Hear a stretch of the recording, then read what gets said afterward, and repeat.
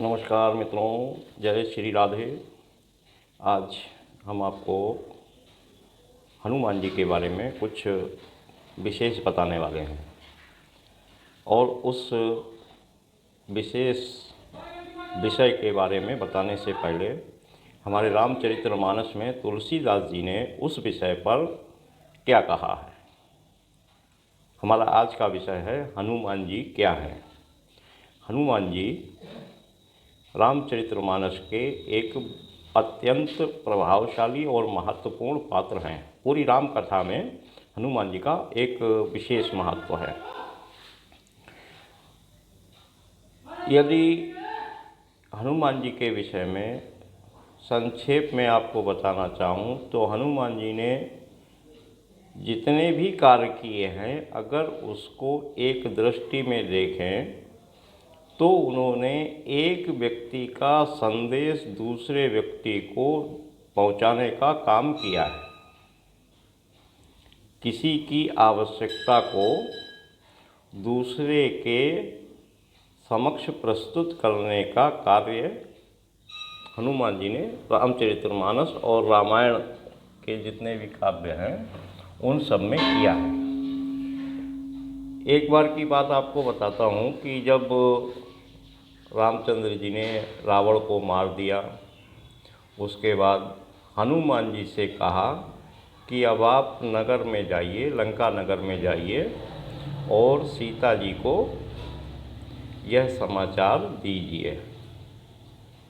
तो हनुमान जी जब लंका में सीता जी के समक्ष पहुँचे और उनको विजय सूचना दी तो सीता जी बहुत प्रसन्न हो गईं और उन्होंने क्या कहा पहले यह सुन लीजिए, फिर मैं अपनी बात तो मैं करता ही नहीं हूँ, ग्रंथों की बात ही करता हूँ, लेकिन जो मुझे समझ में आता है वह मैं आप लोगों को बताता हूँ। तो तुलसीदास जी क्या कहते हैं,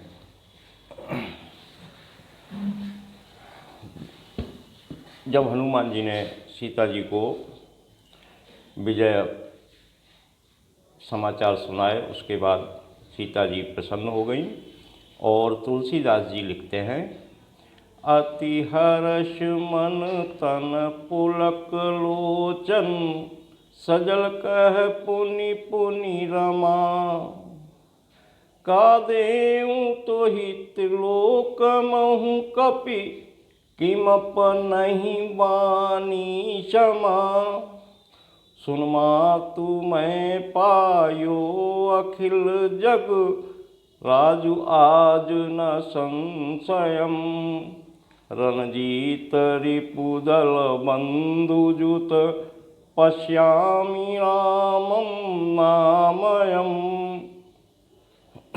तो तुलसीदास जी ने इसको छंदों में लिखा है।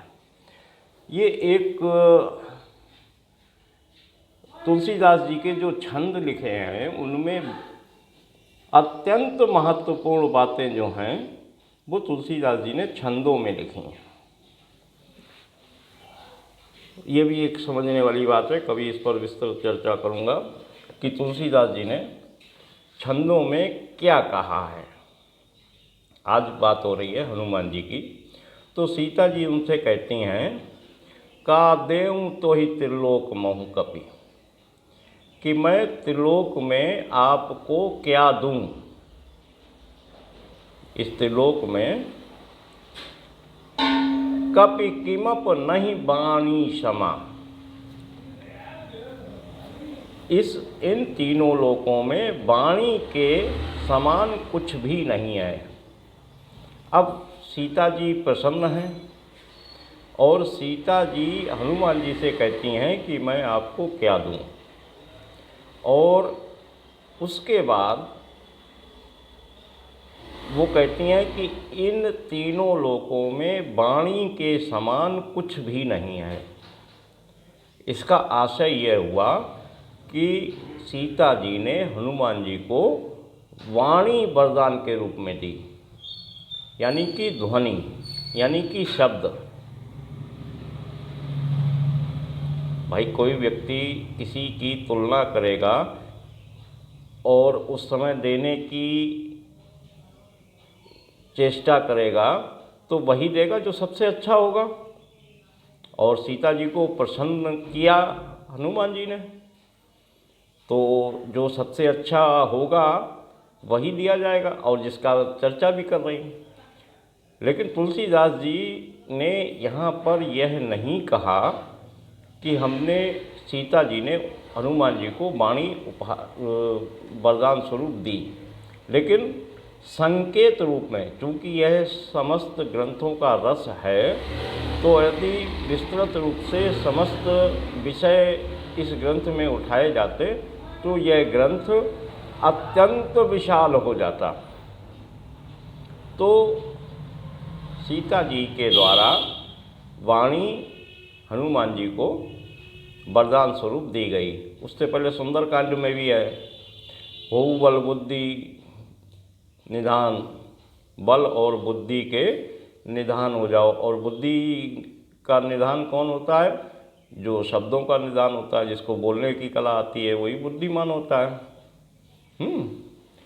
तो हनुमान जी को अब जानते हैं कि क्या है। हनुमान जी ध्वनि हैं, होते हैं, आप सभी लोग जानते होंगे, लेकिन यह कोई नहीं बताता कि वह राम कथा में कैसे उपस्थित होते हैं तात्विक रूप से। कोई कहता है किसी रूप में आ जाते हैं, बैठे होते हैं कोने में, जो सब गरीब आदमी होता है वो हनुमान जी हो जाते हैं। यह सब अध्यात्म की बातें हैं, तथ्यात्मक नहीं है। यदि आपको हनुमान जी हर कथा में उपस्थित होते हैं तो यह देखना पड़ेगा कि हर कथा में कौन एक आदमी उपस्थित होता है, कौन एक तत्व जो हर कथा में उपस्थित होता है।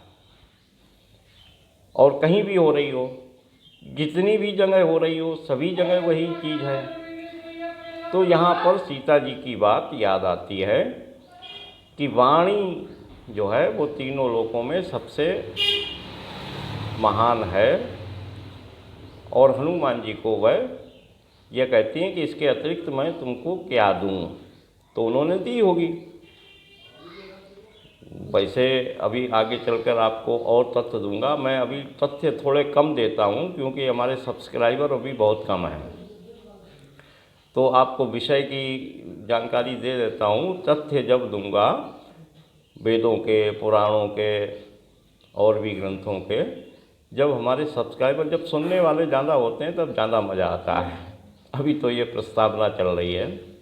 तो हनुमान जी ध्वनि है, और वो राम कथा हो ही नहीं सकती जिसमें ध्वनि ना हो। जब व्यास जी जो कुछ कहेंगे ही नहीं तो राम कथा कैसे हो जाएगी बताइए? क्या राम कथा ध्वनि के बगैर हो सकती है? बिल्कुल नहीं हो सकती, और कहीं नहीं हो सकती। इसलिए ध्वनि के रूप में हर राम कथा में हनुमान जी उपस्थित होते हैं। अब रामचरितमानस आप अगली बार पढ़िएगा, और हनुमान जी को ध्वनि के रूप में मानकर यदि आप उसको समझने का प्रयास करेंगे तो आपको भी समझ में आ जाएगा। ध्वनि छोटी हो जाती है, ध्वनि बड़ी हो जाती है, ध्वनि कभी नष्ट नहीं होती, एक स्थान से दूसरे स्थान तक सदैव जाती रहती है। लेकिन अब एक सिद्धांत जो मैंने पिछली वीडियो में बताया था गणेश जी वाली में, कि देवता वही दिखाई पड़ सकता है जिसकी पत्नी हो। हनुमान जी बाल ब्रह्मचारी हैं, उनकी शादी भी नहीं हुई, तो वो आपको दिखाई नहीं पड़ सकते।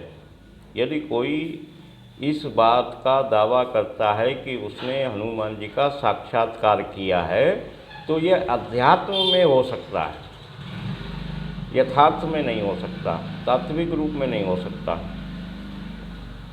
तो हनुमान जी ध्वनि हैं, और आपको एक हिंट दे देता हूँ वेदों के माध्यम से कि वेदों में इसको सोम कहा गया, सोम रस।